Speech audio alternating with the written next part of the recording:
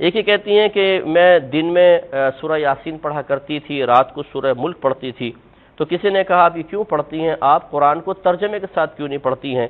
تو میں نے پھر ان صورتوں کو پڑھنا چھوڑ دیا اور قرآن کو ترجمے سے پڑھنا شروع کیا، جس کی مجھے برکات حاصل ہوئیں. دیکھیں ترجمے اور تفسیر کے ساتھ قرآن پاک پڑھنے کی تو ہم بھی آپ کو بہت زیادہ ترغیب دیتے ہیں. ان صاحب نے کہا آپ ترجمے سے پڑھیں، میں کہتا ہوں صرف ترجمے سے کبھی قرآن کو مت پڑھیے گا، آپ ہدایت کی طرف نہیں آئیں گی بلکہ گمراہی کی طرف چلی جائیں گی، کیونکہ صرف ترجمے سے اللہ تبارک و تعالی کا صحیح مقصود یا صحیح مقصد سمجھ میں آ جائے، ایسا نہیں ہو سکتا. یہ سوال آیا ہے کہ عام آدمی ترجمہ قرآن پڑھ کر سمجھ سکتا ہے یا نہیں. یہ اصل میں میرے ایک جواب پر شاید ان کا سوال ہو. یہ بات ذہن میں رکھیں کہ تلاوت قرآن کرنا تو ہر بندے کا حق ہے، لیکن اگر وہ تلاوت کے ساتھ ترجمہ بھی پڑھنا چاہتا ہے تو اسے چاہیے وہ کسی عالم کی زیر نگرانی پڑھے، خود نہ پڑھے. وہ خود ترجمہ پڑھنے بیٹھ جائے گا نا تو بعض مقامات ایسے آئیں گے جس جگہ وہ شکوک اور شبہات اور سوالات میں مبتلا ہو جائے گا. وہاں وہ سمجھائے گا جو تعلیمات نبویہ پڑھ چکا ہوگا، جسے احادیث پر عبور ہوگا اور شریعت کا ماہر ہوگا، وہ سمجھائے گا. ورنہ عام بندہ تو پریشان ہو جائے گا، اور ایسا پریشان ہوگا کہ اللہ نہ کرے کہیں گمراہی میں مبتلا ہو جائے، جسے قرآن کہتے ہیں یہدی بہ کثیرا ویضل بہ کثیرا، کہ قرآن کے ذریعے ہدایت ملتی ہے تو بعضوں کو گمراہی بھی ملتی ہے. تو اس گمراہی کا کیا کرو؟ لیکن جی اس سے جہاں فائدہ ہے بغیر استاد کے نقصان بھی ہے. جی بالکل حضرت علماء کرام ہی اسی کا خاصہ ہیں الحمدللہ. تمام کے تمام علماء تمام مکاتب فکر کے، اس میں حضرت تقی عثمانی صاحب ہوں، مفتی منیب الرحمان صاحب ہوں، یا اس کے علاوہ علامہ حسن رضوی صاحب ہوں. امام کعبہ سے میری 3 1-on-1 ملاقاتیں ہو چکی ہیں، ان تک سے لے کے سعودی عرب کے تمام علماء کو دکھا کے وہ سرٹیفکیٹ بھی موجود ہے. میرے خیال میں کہ جو آپ کی سمجھنے کے لیے ضروری ہے. جی جی بالکل، بغیر استاد کے اس کا نقصان بھی تو ہم اس وقت پوری دنیا کے اندر جتنے بھی مسلمان روڈز پہ احتجاج کے لیے نکلے ہوئے ہیں، خواہ وہ غلط طریقے سے احتجاج کر رہے ہیں یا صحیح طریقے سے، ان سب مسلمانوں سے میرا سوال ہے، ایک ہی سوال، کیا اس کتاب قرآن کے ساتھ آپ کی محبت جذباتی محبت ہے، جو ایک ہندو کو بھی اپنی کتاب سے ہے، ایک کرسچن کو بھی اپنی کتاب سے ہے، ایک یہودی کو بھی اپنی کتاب سے ہے، ایک سکھ کو بھی اپنی کتاب سے ہے؟ تو وہ تو تمام ریلیجن کے ماننے والے لوگوں کو اپنی کتابوں کے ساتھ جذباتی محبت ہے. اس کے پیچھے کوئی علمی دلیل نہیں ہوتی سوائے اس کے کہ وہ ایسے خاندان میں پیدا ہوئے ہوتے ہیں کہ جن کا ریلیجن وہ ہوتا ہے. اگر تو یہ والی محبت ہے تو اس طرح کی محبت تو اللہ تعالیٰ کو نہیں چاہیے. اور اگر آپ کی واقعی اس کتاب کے ساتھ علمی محبت ہے، آپ نے پورے ہوش و حواس کے ساتھ اس کو ورڈ آف گاڈ مانتے ہوئے، اللہ کا کلام مانتے ہوئے ایکسیپٹ کیا ہے، اور محمد رسول اللہ صلی اللہ علیہ وآلہ وسلم کو خاتم النبیین مانا ہے، تو پھر آپ کی عقیدت اس دین کے ساتھ، اس کتاب کے ساتھ، وہ جذباتی نہیں بلکہ علمی ہونی چاہیے. جذباتی محبت تو پھر بھی ختم ہو جاتی ہے، علمی محبت جو آپ نے پورے وثوق کے ساتھ، دلائل کے ساتھ حاصل کی ہوتی ہے نا، وہ کبھی بھی ختم نہیں ہوتی. تو میرا تو اپنا پوائنٹ آف ویو یہ ہے کہ مسلمانوں کی اکثریت 99.99% لوگ قرآن حکیم کے ساتھ صرف جذباتی محبت رکھتے ہیں، علمی محبت نہیں رکھتے. اب آپ پوچھیں گے کہ اتنی بڑی سٹیٹمنٹ کے پیچھے دلیل کیا ہے؟ تو صرف ایک دلیل، اور وہ یہ ہے کہ کتنے مسلمان ہیں جنہوں نے قرآن کو اپنی نیٹو لینگویج میں ترجمے کے ساتھ پڑھا ہے، یہ جاننے کے لیے کہ میرا رب مجھ سے کیا چاہتا ہے. اگر تو یہ علمی محبت ہوتی تو یہ کام کر لیا جاتا. آپ کا کوئی دوست بھی فورن ملک سے اپنی لینگویج کے اندر خط لکھے تو آپ 50 بندے ڈھونڈیں گے جو آپ کو ترجمہ کر کے یہ بتائیں کہ وہ آپ سے کیا کہنا چاہ رہا ہے. کدھر ڈالر تو نہیں بھیج دیتے؟ ہاں، یہ بھی ہو سکتا ہے نا کہ ہو سکتا ہے ریمیٹنس میرے لیے بھجوائیں اور مجھے پتہ نہ چل رہا ہو. لیکن قرآن وہ مظلوم کتاب ہے کہ جو دنیا میں سب سے زیادہ پڑھی جاتی ہے، لیکن اس کا تاریک پہلو یہ ہے کہ دنیا میں سب سے زیادہ بغیر سمجھ کے پڑھی جانے والی کتاب اگر کوئی ہے نا تو وہ یہ کتاب ہے، سب سے زیادہ بغیر سمجھ کے. اس وقت بمشکل 15 سے 20% مسلمان ہیں جو بائی برتھ عربی ہیں. باقی تو 85% کے قریب مسلمان جو ہیں وہ اجمی ہیں، ادر دین عرب ہیں، اور ان کی نیٹو لینگویج عربی نہیں ہے. اور ان میں سے بھی کتنے لوگ ہیں جو سیکھتے ہیں. تو اگر علمی محبت ہے مسلمانوں کی تو یہ جو پروٹیسٹ ہو رہا ہے یہ اپنی جگہ. سب سے پہلے تو اپنے خلاف پروٹیسٹ کریں نا کہ ہم نے اس کتاب کے ساتھ کیا کیا ہے. ہماری عوام نے، ہمارے علماء نے، عوام نے اسے مردے بخشوانے کا ذریعہ مان لیا ہوا ہے، بس اس سے زیادہ کچھ نہیں ہے. یا زیادہ سے زیادہ کسی نے چھلانگ ماری تو ناظرہ، کسی نے تھوڑی لمبی چھلانگ ماری تو بچے کو حفظ کروا دیا، ایک طوطا بنا دیا جسے کچھ نہیں پتا، اور وہ اس امید میں ہے کہ یہ حافظ قرآن ہمیں ساتھ لے کے جائے گا. کتنے لے کے جائے گا یہ آگے جا کے پتا چلے گا. بھائی یہ جو ابو داؤد کی حدیث المستدرک للحاکم میں جو حدیث موجود ہے، مشکات کے اندر بھی موجود ہے، حافظ قرآن کی فضیلت کے اعتبار سے وہ اس حافظ کے لیے جس نے قرآن کے حلال کو حلال اور حرام کو حرام جانا. جس حافظ قرآن کو یہ پتہ ہی نہیں قرآن میں کیا لکھا ہوا ہے تو وہ یہی کرے گا نا کہ رمضان کے دنوں میں چھوٹی چھوٹی وہ خشخشی داڑھی رکھ لے گا اور تراویح پڑھائے گا مسجد کے اندر جا کے، اینڈ پہ معاوضہ وصول کرے گا اس کا، اور عید والے دن جا کے شیو کروا دے گا، اور پھر اگلے رمضان میں دیہاڑی لگانے کا انتظار کرے گا. زیادہ تر حافظ تو ایسے ہی ہیں. اور جو آپ کو باعمل حافظ قرآن نظر آ رہے ہیں تو ہمارے علماء کا بھی باعمل ہونا یہ ہے کہ کوئی پگڑی یا داڑھی رکھ لے اور شلوار ٹخنوں سے اوپر کر لے یا ہاتھ میں تسبیح پکڑ لے. یہ تو ایک چھوٹا سا جز ہے عمل کا. باعمل حافظ قرآن یہ ہے کہ جو قرآن کی تعلیمات کو منوان اسی طریقے سے تسلیم کرتا ہے اور اس پر عمل کرتا ہے. تو عمل تو اسی صورت میں کرے گا نا جب اسے پتا ہوگا کہ قرآن کے اندر کیا لکھا ہوا ہے. جب مسلمان کو یہ پتہ ہی نہیں قرآن میں کیا لکھا ہے اس نے عمل کہاں سے کرنا ہے. اب جن لوگوں کو سمجھ تھی، یعنی علماء کا طبقہ جن کا کام تھا کہ وہ عوام الناس کو دین سکھاتے، وہ الٹا اسلام کے دشمن بن گئے انجانے میں. یا ہو سکتا ہے بعض جان بوجھ کے بھی ایسے کرتے ہوں کہ انہوں نے پبلک میں یہ مشہور کر دیا کہ قرآن و حدیث ڈائریکٹ نہ پڑھنا، گمراہ ہو جاؤ گے. آپ مجھے ایمانداری کے ساتھ بتائیں کہ اگر یہ جملہ کوئی کافر بولے، جیوز میں سے، کرسچنز میں سے، ہندوؤں میں سے، کہ یار قرآن ڈائریکٹ نہ پڑھنا گمراہ ہو جاؤ گے، تو ہم اس کی شکل دیکھ کے یہ فیصلہ کریں گے اچھا یہ ہندو ہے نا اس لیے مجھے کہہ رہا ہے، تو ہم اس کے ساتھ لڑ پڑیں گے کہ تو قرآن کا دشمن ہے. لیکن یہ جو مسلمان نما کافر ہر جمعے کو ممبر پہ چڑھتا ہے اور دنیا میں ملینز آف یہ کفار کے ایجنٹ مولویوں کی شکل میں ممبروں پہ چڑھے ہوئے ہیں اور آپ کو یہ کہتے ہیں قرآن و حدیث ڈائریکٹ نہیں پڑھنا آپ گمراہ ہو جاؤ گے، اس پہ تو آپ سبحان اللہ کہہ رہے ہوتے ہیں. اس پہ تو میں نے یہ آواز بلند کی ہے نا ان کے خلاف. باقی تو سارے گونگے شیطان ہی بنے رہے ہیں، یہ دبے الفاظ میں بات کرتے ہیں. جی علماء سے جا کے سیکھیں. علماء نے تو خود قرآن نہیں سیکھا وہاں. اور پھر مجھے نہیں سمجھ آتی کہ یہ پبلک کے اندر انہوں نے کیوں مشہور کر دیا ہے کہ جی قرآن ڈائریکٹ نہیں پڑھنا. بھئی قرآن کوئی بھی ڈائریکٹ نہیں پڑھتا، آج تک کسی نے قرآن ڈائریکٹ نہیں پڑھا. ایک مسلمان اردو لنگوسٹک والا جب احمد بریلوی صاحب کا ترجمہ پڑھتا ہے تو وہ قرآن ڈائریکٹ کہاں سے پڑھ رہا ہے؟ وہ تو احمد بریلوی صاحب سے قرآن پڑھ رہا ہے. اگر کوئی ڈائریکٹ اشرف علی تھانوی صاحب کا ترجمہ پڑھتا ہے تو وہ قرآن ڈائریکٹ کہاں سے پڑھ رہا ہے؟ وہ تو اشرف علی تھانوی صاحب سے قرآن پڑھ رہا ہے. اب کیا دنیا میں کوئی بریلوی یہ جرت کرے گا کہ میں اعلیٰ حضرت احمد بریلوی سے بہتر قرآن کا ترجمہ کر سکتا ہوں؟ کوئی زندہ یا مردہ عالم دین جو بریلوی مکتب سے تعلق رکھتا ہو یہ کلیم کر سکتا ہے کہ میں قرآن کو احمد بریلوی سے بہتر ٹرانسلیٹ کر سکتا ہوں؟ نیور. یا کوئی دیوبندی زندہ یا مردہ یہ کلیم کرے کہ میں اشرف علی تھانوی صاحب سے بہتر ترجمہ کر سکتا ہوں؟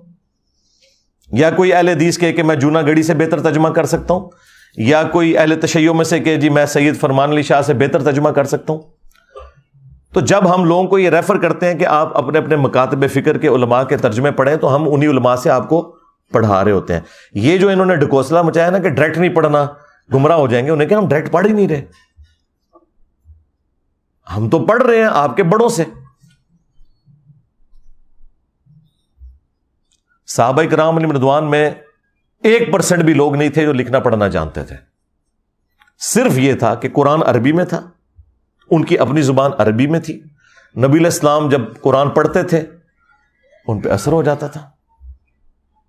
آج اگر قرآن آپ کی نیٹو لینگویج کے اندر ہے، آپ بے شک لکھنا پڑھنا بھی نہ جانتے ہوں، آپ کو پتہ چل جائے گا قرآن میں لکھا کیا ہوا ہے.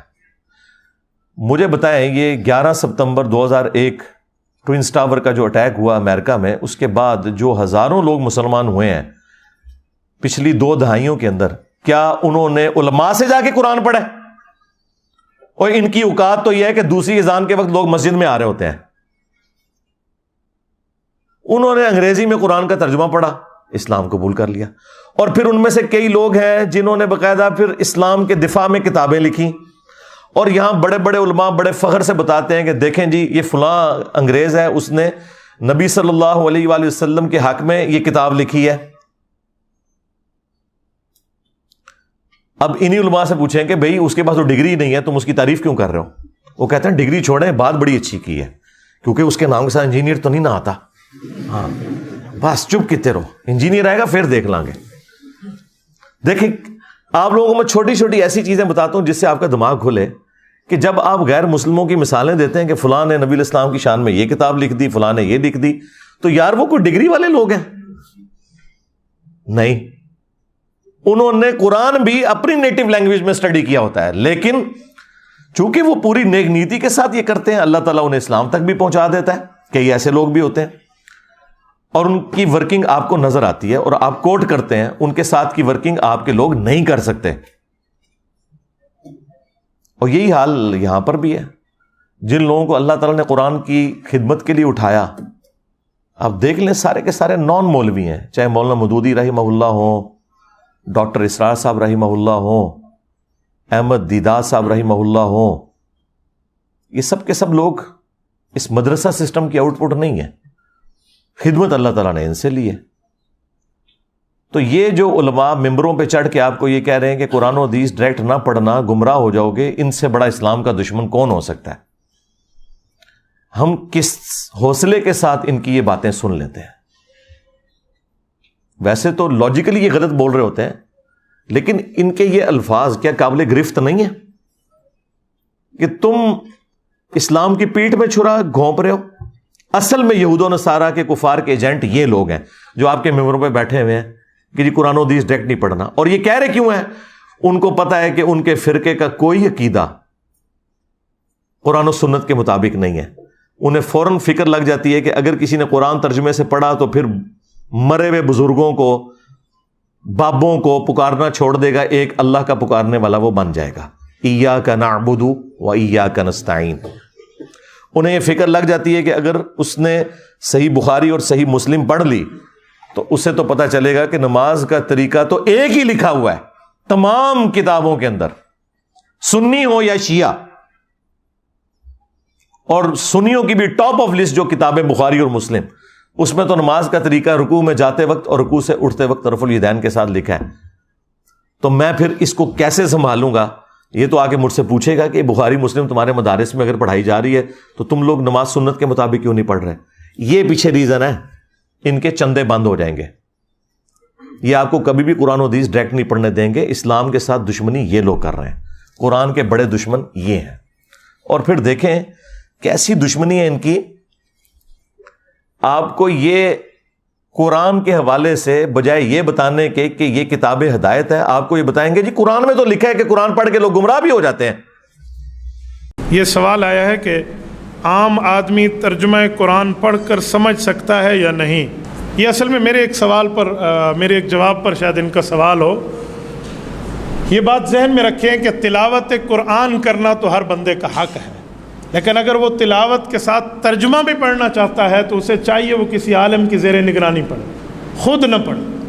وہ خود ترجمہ پڑھنے بیٹھ جائے گا نا تو بعض مقامات ایسے آئیں گے جس جگہ وہ شکوک اور شبہات اور سوالات میں مبتلا ہو جائے گا. وہاں وہ سمجھائے گا جو تعلیمات نبویہ پڑھ چکا ہوگا، جسے احادیث پر عبور ہوگا اور شریعت کا ماہر ہوگا، وہ سمجھائے گا. ورنہ عام بندہ تو پریشان ہو جائے گا، اور ایسا پریشان ہوگا کہ اللہ نہ کرے کہیں گمراہی میں مبتلا ہو جائے، جسے قرآن کہتے ہیں یہدی بہ کثیرا ویضل بہ کثیرا، کہ قرآن کے ذریعے ہدایت ملتی ہے تو بعضوں کو گمراہی بھی ملتی ہے، تو اس گمراہی کا کیا کرو؟ استغفر اللہ۔ میری یہ بات یاد رکھیے گا، اگر کسی کا یہ عقیدہ ہے کہ قرآن لوگوں کو گمراہ کرتا ہے، ایسا شخص کافر ہے، اس کے کفر میں شک کرنے والا بھی کافر ہے۔ مسلمان کا یہ عقیدہ ہو ہی نہیں سکتا کہ یہ کتاب گمراہ کرتی ہے، ورنہ ہم غیر مسلم کو یہ کہیں گے کہ بھائی یہ لو کتاب پڑھو، گمراہ بھی ہو سکتے ہو، ہدایت بھی پا سکتے ہو، آگے تمہاری اپنی مرضی ہے۔ اوکے جی کول ہی رکھو، ہاں لاجیکل۔ آج اگر کوئی غیر مسلم اسلام قبول کرنا چاہے یا اسلام کو سٹڈی کرنا چاہے اور ہم سے پوچھے بتاؤ تمہاری کتاب کون سی ہے، ہم اسے قرآن دیتے وقت یہ کہیں گے کہ یہ ہماری کتاب ہے، لیکن 50-50 چانسز ہیں، گمراہ بھی ہو سکتے ہو، ہدایت بھی، کہ جی کول ہی رکھو۔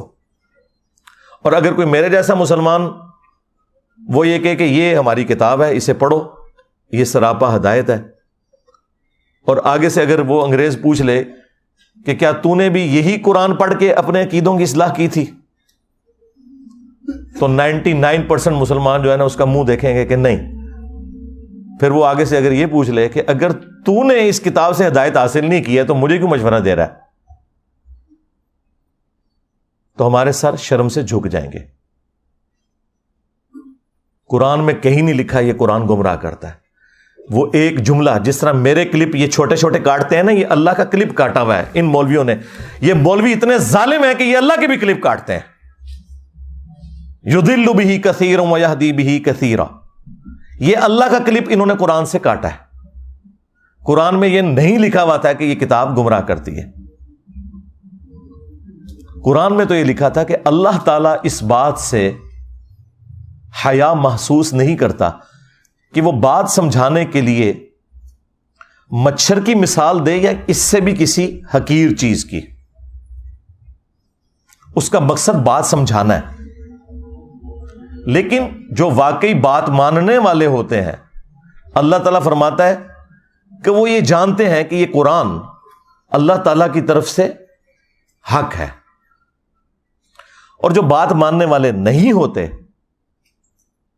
وہ اس میں کیڑے نکالتے ہیں، اور وہ کہتے ہیں کہ اللہ نے قرآن میں یہ مثال کیوں بیان کی، سورۃ الحج میں مکھی کی بیان کر دی،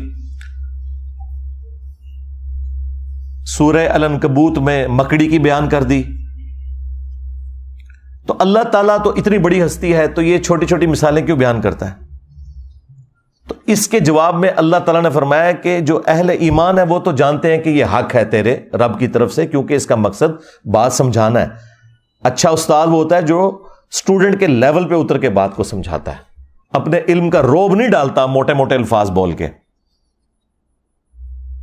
لیکن یہ لوگ جو ہیں ان کے لیے پھر اللہ تعالیٰ کہتا ہے تمہارے لیے جواب یہ ہے کہ یضل بہ کثیرا ویہدی بہ کثیرا، اللہ تعالیٰ اس کتاب کے ذریعے گمراہ کر دیتا ہے بہت سے لوگوں کو، کن لوگوں کو کہ جو نہیں مانتے کہ یہ اللہ کا کلام ہے اور جو اللہ کی مثالوں کے ساتھ ایگری نہیں کرتے، اور ہدایت دے دیتا ہے بہت سے لوگوں کو۔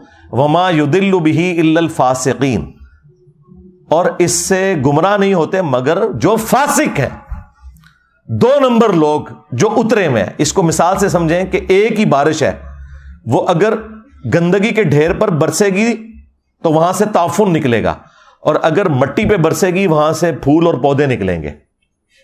تو اللہ تعالیٰ فرما رہا ہے کہ جو یہ قرآن کو تانا دیتے ہیں نا کہ قرآن میں چھوٹی چھوٹی مثالیں کیوں آئی ہیں، تو اللہ تعالیٰ نے فرمایا کہ جو اہل ایمان ہے وہ تو جانتے ہیں کہ اللہ بات سمجھانا چاہ رہا ہے، اور تم چونکہ بات نہیں سمجھنا چاہ رہے تو یہ اسی لیے نازل ہوئی ہے تاکہ تم اس میں کیڑے نکالو اور گمراہ ہو جاؤ۔ یہ بات اللہ تعالیٰ نے تانے کے طور پر، ٹونٹ کے طور پہ کی تھی، نہ کہ یہ بتایا تھا کہ قرآن گمراہ کرتی ہے۔ اللہ نے کہا کہ جو قرآن کو نہیں ماننا چاہتا وہ گمراہ ہو جائے گا، اور جو قرآن کو ماننا چاہتا ہے وہ ہدایت پا جائے گا، یہ بتایا ہوا تھا۔ اس کو انہوں نے کہہ دیا قرآن گمراہ کرتا ہے، نعوذ باللہ۔ یہ تو لکھے نہیں، یضل بہ، اللہ نے اس مثال کے ساتھ بہت سے لوگوں کو گمراہ کر دیا۔ کن کو گمراہ کر دیا؟ جو لوگ اس مثال کو نہیں ماننا چاہتے، چھوٹی چھوٹی مثالوں کو، اور بہت سے لوگوں کو ہدایت مل گئی. جس طرح قرآن میں کئی جگہ ہے کہ جب قرآن نازل ہوتا ہے تو جو اہل ایمان ہے ان کا ایمان بڑھتا ہے. جب کافر ان سے پوچھتے ہیں کہ یہ آیات نازل ہونے سے کیا ہوا, تو اللہ تعالیٰ فرماتا ہے کہ اہل ایمان تو کہتے ہیں ہمارا ایمان بڑھتا ہے اس سے. یعنی جو بات ماننے والے ہیں ان کا ایمان بڑھے گا. اگر کسی کا ایمان نہیں بڑھ رہا اور وہ کہہ رہا ہے میں اس سے گمراہ ہو رہا ہوں, تو اس کا مطلب یہ ہے کہ وہ تو ایمان والا ہی نہیں, اور یہ زیادہ تر مسلمان ہی کہتے ہیں. تو اپنے ایمان کی فکر کرو. پھر دوسری مثال آپ کو دیتے ہیں سورہ الجمعہ سے. وہ کہتے ہیں کہ جی سورہ الجمعہ میں اللہ تعالیٰ نے فرمایا ہے علماء یہود کی مثال گدھوں کی سی ہے جس طرح گدھے پر کتابیں لاد دی جائیں. تو یہ کوئی کتابیں سامنے رکھ کے یا کتابیں پڑھ کے کوئی بندہ عالم نہیں بن جاتا. یہ تو اللہ تعالیٰ نے گدھوں کی مثال بیان کی ہے. حالانکہ یہ انہی کو ہی اللہ تعالیٰ نے گدھوں سے مثال دی ہے کہ جو لوگ کتابیں صرف سامنے رکھتے ہیں پڑھتے نہیں, ان کے شوکیسوں میں سجی ہوئی ہوتی ہیں.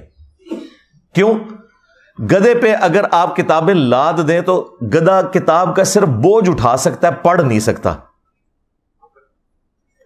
تو اللہ نے علماء یہود کو کہا کہ تم نے بھی ان کتابوں کا بوجھ اٹھایا ہوا تھا کئی صدیوں سے, تمہیں پتا تھا کہ اس کتاب کے اندر آخری پیغمبر کی پیشگوئیاں لکھی ہیں, لیکن جب وہ پیغمبر آئے ہیں تم ان کے انکاری ہو گئے ہو.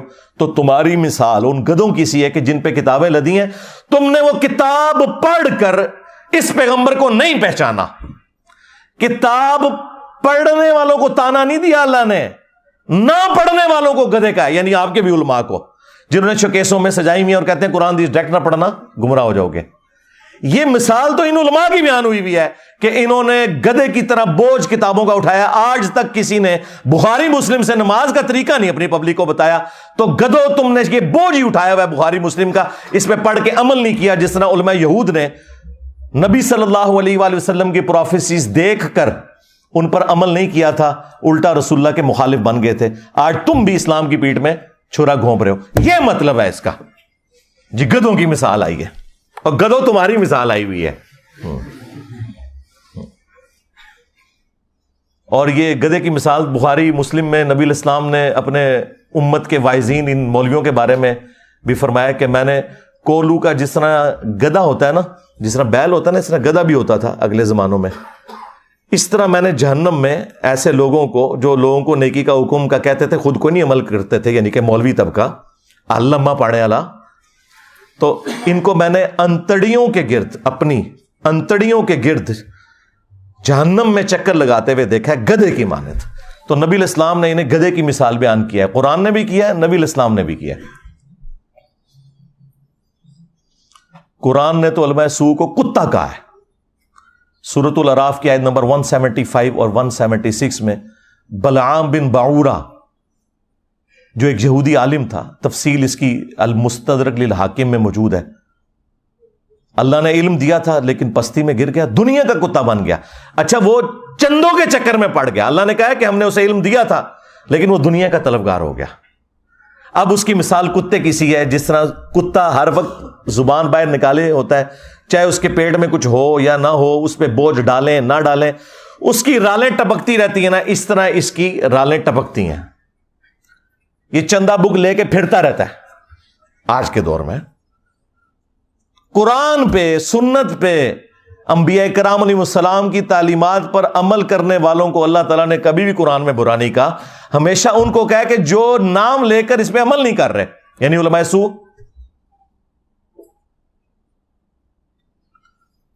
پھر ابو داؤد کے اندر وہ حدیث موجود ہے کہ نبی علیہ السلام نے فرمایا میری امت میں ایسے فرقے پیدا ہوں گے, ان میں ایسی بدعات سرایت کر جائیں گی جس طرح ہلکا کتا, یہ ریبیز جو ہوتے ہیں, یہ کسی کو کاٹ جائے اور اس کے ایک ایک رگ و ریشے میں اس کا زہر پہنچ جائے نا, اس طرح میری امت میں ایسے فرقے ہوں گے کہ جن کے اندر بدعات کا زہر پہنچ جائے گا جس طرح کتا کاٹ جاتا ہے. اب میں آپ سے پوچھوں گا یہ کون سا کتا ہے جو کاٹ جائے تو آپ کے جسم کے اندر مذہب کے پوائنٹ آف ویو سے نیگیٹو چیزیں انجیکٹ ہو جاتی ہیں. ظاہر ہے کسی کرکٹر, فٹ بالر, اسکواش کے پلیئر کے کاٹنے سے تو ایسا نہیں ہوگا, مولوی کے کاٹنے سے ہی ہوگا نا, کیونکہ دین کا کسٹوڈین اور دین سکھانے والا کون ہے؟ مولوی.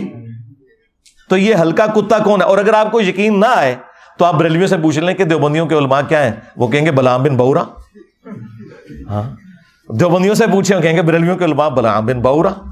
تو میں جو بات کر رہا ہوں اس کے اوپر اجماع امت ہے.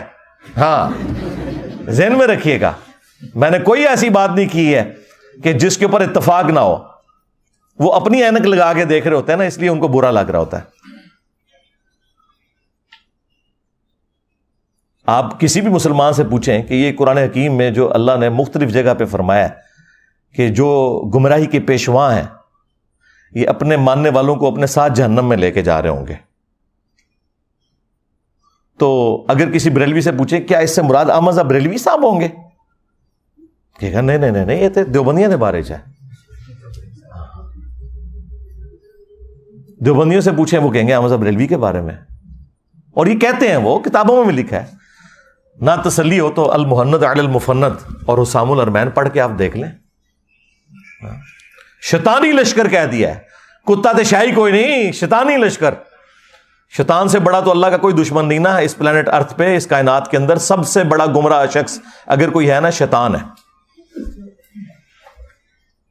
تو یہ سارے ایک دوسرے کو کہتے ہیں، صرف ہم نے اس کو ایکسپوز کر دیا ہے پبلک کے سامنے کہ ان کا پوائنٹ آف ویو کیا ہے. آج بھی یہ لوگ سوچ رہے ہوں گے کہ دیکھو مسئلہ سویڈن ہی جو ہے تو انجینئر صاحب ساڑھے مگر پہ گئے ہیں. اس لیے پڑھے ہیں کہ بھائی ان کی دشمنی تو سب پہ عیاں ہے، پوری دنیا کے لوگ انہیں برا کہہ رہے ہیں. تم لوگ جو ہے نا عزتیں اویل کر رہے ہو اللہ رسول کے نام کے اوپر، تمہارے جو چہروں کے اوپر میک اپ ہے نا یہ تو میں نہیں اتارنا ہے نا. ان سے ہمیں کم تکلیف ہے. تم نے ہماری نسلیں خراب کر دی، ہمارے آباء و اجداد کو جہنم میں پہنچایا. تم لوگوں نے قرآن و سنت کے نام پہ جو تم بتاتے رہے، جو چورن بیچتے رہے، وہ ہمارے بڑے یہی سمجھتے رہے یہی قرآن و سنت میں لکھا ہوا ہے. اس نے تو دنیاوی طور پر قرآن کو آگ لگانے سے کیا قرآن ختم ہو جائے گا؟ زیادہ زیادہ ہمیں ایک تکلیف ہوئی ہے نا تو ہم اس کا اظہار کریں گے. تو مجھے بتائیں کتنے مسلمان ہیں جنہوں نے یہ آگ لگائے جانے والے واقعے کے بعد آ کے وی لاگ بنایا کہ ہاں بھائی آج کے بعد میں 5 وقت نماز پڑھوں گا، میں داڑھی رکھوں گا، اور آج سے ہی میں قرآن ترجمے سے پڑھوں گا اور میں دیکھوں گا کہ میرے رب نے مجھ سے کیا کہا ہے. تم نے میری اس کتاب کو آگ لگائی ہے، میں آج سے اس کتاب کے مطابق عمل شروع کر دوں گا. ایک کوئی گل کر کے دسے، کوئی نہیں کرتا. نہ کوئی عالم نہ کوئی وائز کسی کو کہے گا کہ تم ایسا کرو، کیونکہ کتی چورا نہ رلی ہوئی ہے. ہاں گھر کی حفاظت کے لیے کتا رکھا جاتا ہے نا، اگر وہ چوروں کے ساتھ مل جائے تو پھر اس گھر کی حفاظت نہیں ہوتی. آپ کے بھی یہ علماء سو جن کو قرآن میں کتا کہا گیا، جنہیں سنن نبی داؤد میں نبی الاسلام نے کتا کہا، جنہیں قرآن میں گدھا کہا گیا، جنہیں بخاری مسلم میں نبی الاسلام نے گدھا کہا، یہ بھی مل گئے ہوئے ہیں ان کے ساتھ. قرآن و حدیث ڈائریکٹ نہ پڑھنا گمراہ ہو جاؤ گے، قرآن و حدیث ڈائریکٹ نہ پڑھنا گمراہ ہو جاؤ گے. اور اس بات کے اوپر کسی کی جرت ہی نہیں ہوتی کہ بولے کہ ان کو للکارے کہ یار یہ کیا بات تم کر رہے ہو، یہ اسلام کے ساتھ دشمنی کر رہے ہو. کیا یہ قرآن و حدیث میں کہیں لکھا ہوا ہے کہ قرآن و حدیث ڈائریکٹ نہ پڑھنا گمراہ ہو جاؤ گے؟ وہ ایک آیت تھی انہوں نے جو میں نے اس کا بھی کھول دیا کہ وہ اللہ تعالیٰ کا کلپ کاٹا ہوا ہے انہوں نے. اللہ نے کہا جو قرآن کو نہیں مان رہے وہ گمراہ ہو جائیں گے، اور جو اہل ایمان ہے وہ تو کہتے ہیں یہ حق ہے. یہ ساتھ ہی لکھا ہوا ہے اسی آیت کے اندر، یہ کلپ کاٹا ہوا ہے انہوں نے. پرانی عادتاں نے نا جی، پوتڑیاں دے وگڑے نے. انجینئر صاحب دے کلپ نہیں کاٹ رہے، انہوں نے اللہ دے بھی کلپ کٹے ہوئے نے. یضل بہ کثیرا. اور ظالم انسان، کیا تجھے قرآن میں یہ آیت نظر نہیں آئی تھی؟ شہر رمضان الذی انزل فیہ القرآن، رمضان کا مہینہ وہ ہے جس میں قرآن نازل ہوا. ھدی للناس، پوری انسانیت کے لیے ہدایت ہے. وبینات من الہدی، اور اس میں ہدایت کے روشن دلائل ہیں. والفرقان، اور یہ کتاب حق اور باطل میں تمیز کرنے والی کتاب ہے. ھدی للناس، پوری انسانیت کے لیے، مسلمان ہو یا کافر ہو. اور صحیح بخاری میں ہے محمد فرق بین الناس، محمد فرق ہے لوگوں میں حق اور باطل کے اندر. تو دیکھ لیں نہ انہوں نے قرآن کو پکڑا ہے نہ محمد صلی اللہ علیہ وآلہ وسلم کی تعلیمات کو پکڑا ہے. اور اگر کوئی پوچھیں تو کہتے جی پیچھے اللہ رسول ہی ہے. ہاں اللہ رسول پیچھے رکھنے واسطے نہیں ہے، اگے رکھنے واسطے ہے. پیچھے اللہ ہی رسول ہے. عزتیں اویل کی ہیں تم نے اللہ اور اس کے رسول کے نام کے اوپر عز وجل و صلی اللہ علیہ وآلہ وسلم. چندے کھائے ہیں تم لوگوں نے, جدادیں بنائی ہیں رسول اللہ صلی اللہ علیہ وآلہ وسلم کے نام پر دھوکہ دے کر لوگوں کو. مکے اور مدینے کے نام کی آوازیں لگا کر تم نے سواریاں سوار کی, لیکن پھینکی جا کے بغداد میں, اجمیر میں, دیوبند میں, بریلی میں.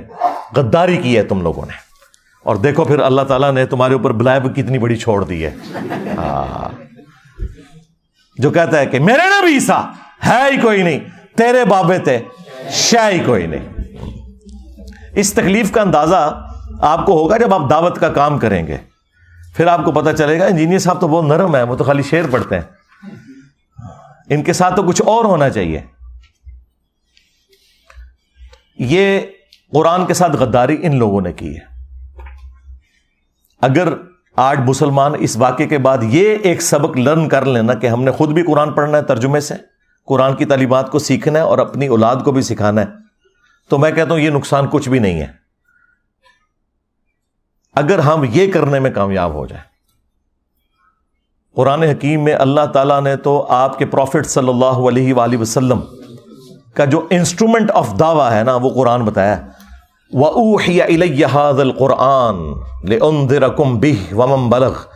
اے نبی تم فرما دو قرآن میری طرف اس لیے وحی کیا گیا تاکہ میں اس کتاب کے ذریعے لوگوں کو ڈر سناؤں آخرت کا, اور جس تک یہ کتاب پہنچ جائے اسی کتاب کے ذریعے وہ تبلیغ کرے, ڈر سنائے. یعنی جو دعوت و تبلیغ کے لیے سلیبس ہے وہ قرآن ہے, فضائل اعمال یا فضائل سنت نہیں ہے, قرآن ہے. فذکر بالقرآن من یخاف وعید. اے نبی قرآن کے ذریعے تبلیغ کریں, ڈر سنائیں ہر اس شخص کو جو اللہ کی دھمکی سے ڈرنے والا ہے. اور نبی الاسلام کے دنیا سے تشریف لے جانے کے بعد قیامت تک کے لیے اللہ تعالیٰ نے ختم نبوت صلی اللہ علیہ وآلہ وسلم کی برکت سے اس کتاب کو محفوظ بھی کر دیا. انا نحن نزلنا الذکر وانا لہ لحافظون. بے شک اس الذکر قرآن کو, یاد دہانی کو, جو اللہ کی یاد دلانے والی کتاب ہے, کتاب نصیحت ہے, ہم نے نازل کیا, ہم ہی اس کی حفاظت کرنے والے ہیں. اگلی کتابیں ٹیمپر ہوتی تھی, نیا پیغمبر آ جاتا تھا. اب چونکہ پیغمبر کوئی نہیں آنا تو اللہ تعالیٰ نے اس کتاب کو قیامت تک کے لیے محفوظ کر دیا. پھر اللہ تبارک و تعالیٰ نے امت کے لیے فرما دیا وَلَقَدْ يَسَّرْنَا الْقُرْآنَ لِلذِّكْرِ فَهَلْ مِن مُدَّكِرٍ. ہم نے قرآن کو نصیحت حاصل کرنے کے لیے آسان کر دیا, تو ہے کوئی نصیحت حاصل کرنے والا؟ اچھا یہ تو قرآن میں 4 جگہ لکھا ہوا ہے ایک ہی سورت کے اندر, یہ کہاں لکھا ہے کہ قرآن نصیحت حاصل کرنے کے لیے مشکل ہے؟ تو ہے کوئی اس سے بھاگنے والا؟ اور یہ تو آپ کو مولوی کہہ رہے ہیں قرآن و حدیث ڈائریکٹ نہ پڑھنا گمراہ ہو جاؤ گے. ان ظالموں سے پوچھو کہ ہمارا عقیدہ تو قرآن میں ایک سورت میں 4 دفعہ اللہ تعالیٰ نے بیان کیا ہے وَلَقَدْ يَسَّرْنَا الْقُرْآنَ لِلذِّكْرِ فَهَلْ مِن مُدَّكِرٍ. ہم نے قرآن کو نصیحت حاصل کرنے کے لیے آسان کر دیا, ہے کوئی نصیحت حاصل کرنے والا؟ تم بتاؤ یہ قرآن میں کہاں لکھا ہے کہ قرآن ڈائریکٹ نہ پڑھنا گمراہ ہو جاؤ گے؟ وہ میں نے بتایا, انہوں نے اللہ کا کلپ کاٹا تھا, اس کو بھی میں نے آج ایکسپلین کر دیا. تو تمہارا تو کوئی عقیدہ کوئی دعویٰ قرآن میں لکھے نہیں, اس کے الٹ باتیں لکھی ہوئی ہیں.